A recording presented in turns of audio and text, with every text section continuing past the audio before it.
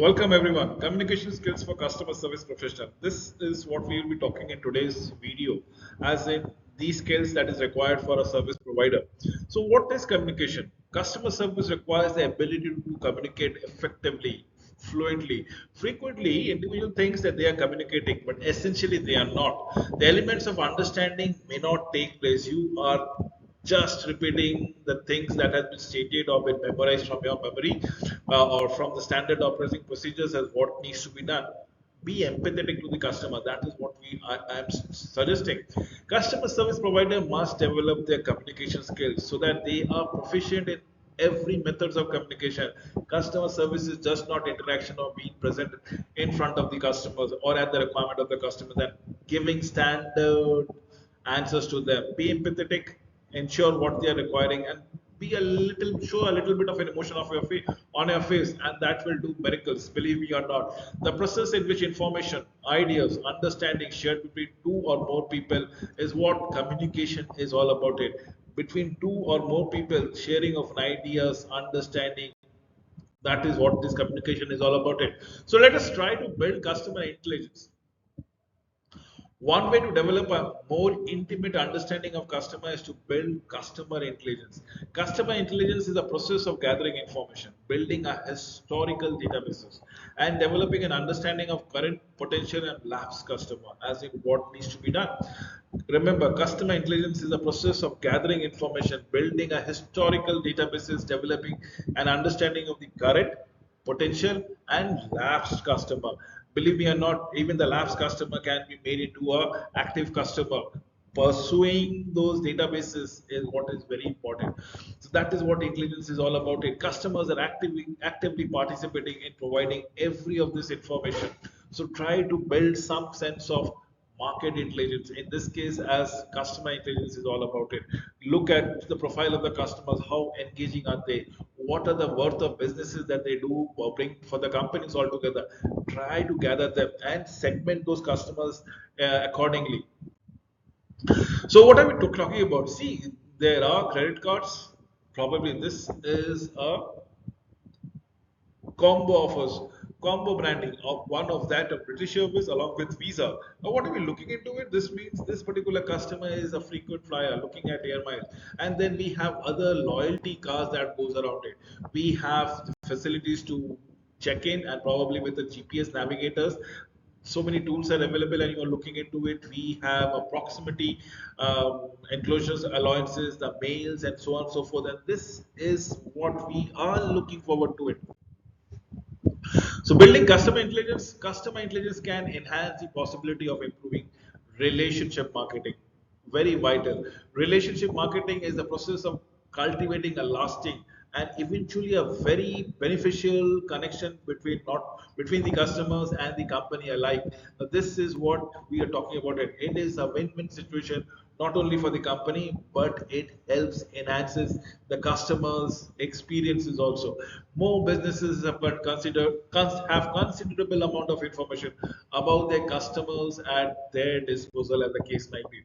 Customer information, the method by which customers choose to conduct their business, that is buy theater tickets online rather than a salesperson in the end of the lineup. Now that is what we are looking into it. The method in which customers choose to conduct their business. Do you go and purchase online or do you go into purchase in a brick and mortar store?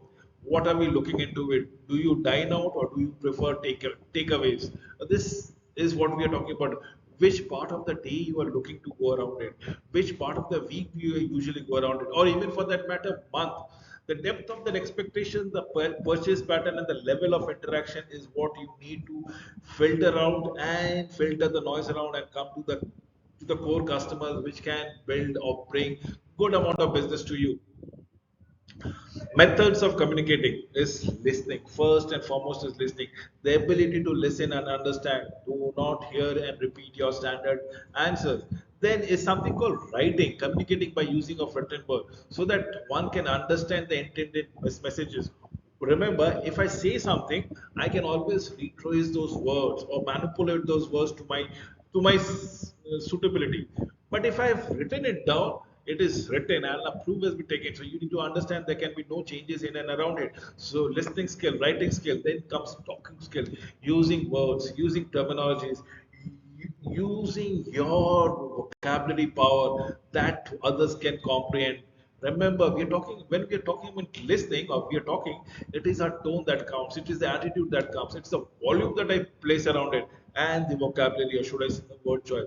Then is simply by reading, as the case might be, the ability to look and comprehend the written word as on when on basis. The fifth version is non-verbal, doesn't make sense. It's just the behavior that goes around it. It's a tone, it's probably my eyebrows that goes around it, the facial expression, the postures, the eye contact. These all contribute to sharing the messages, and the message can be positive, neutral, or negative in nature. Perhaps look what I've given to you. I'm sure about it.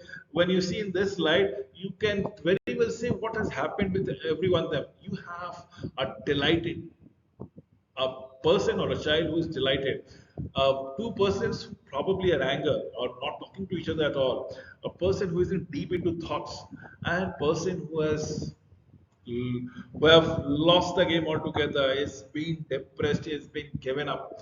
So this person still not given up. This person has given up as the purpose, as non-verbal communication would be saying around it. So try to listen more. Several barriers exist only in a good listening. Believe me or not, a listener may be distracted. Why? Because of the medium that might be utilized. A listener might have a closed mind, a preoccupation.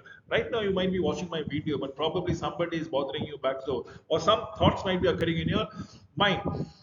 A listener may be unwilling to make commitment to the customer. A listener may already feel that he, probably she, has a solution without listening to the customer as on when on basis. Remember, a good listener conveys sincerity. A good listener does not interject his or her thoughts. Absolutely. It will go around. The good listener will allow the person to speak completely to their heart content before giving a response. Nods head in recognition, nods head and listens. The fact that he's been attentive or she is been attentive does not finishes the sentence for the speaker. Absolutely not. Often, a good listener will always paraphrase what he or she has heard so that they are on the same page as what has been spoken. Paraphrasing.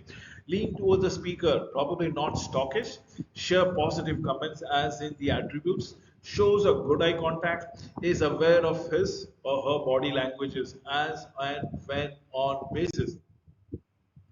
Allow me to give you the words that are absolutely impeccable. Believe me or not, I would love you to practice these words to use, and avoid these words. So practice. Word to use is use please as on when on basis. Say yes, say may I, consider this. These are all my neutral words. Remember, do.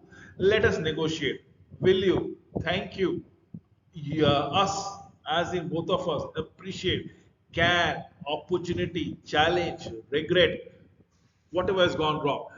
Customer's name, as in when on basis, and introduce yourself, acknowledge the customer. These are the words that you should be frequently using it, put it in your vocabulary and use it. And the things that needs to be avoided, the words is saying can't. Never. Don't. You have to do it. You have to do it. Do not tell me.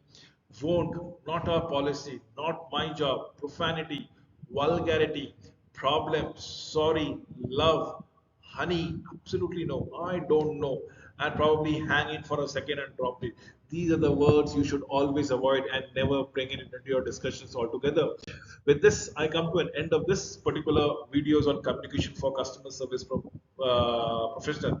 Thank you for watching it.